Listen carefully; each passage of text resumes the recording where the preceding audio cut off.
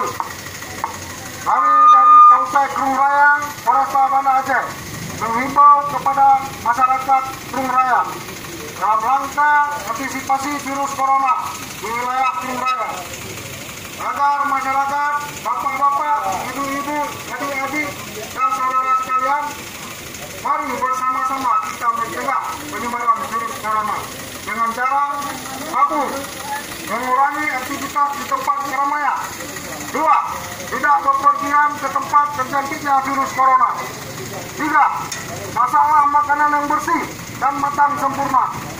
Empat, selalu mencuci tangan dengan sabun atau cairan antiseptik. Lima, menjaga area tempat kerja atau rumah agar tetap bersih.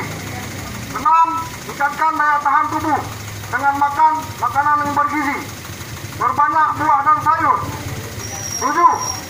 Bila menderita demam, batuk, dan sesak nafas, segera periksa diri Anda di puskesmas terdekat. 8. Marilah kita beribadah dan berdoa kepada Allah Subhanahu wa Ta'ala agar terhindar dari segala macam penyakit. Demikianlah yang dapat kami sampaikan kepada masyarakat Krung Raya. Wassalamualaikum warahmatullahi wabarakatuh.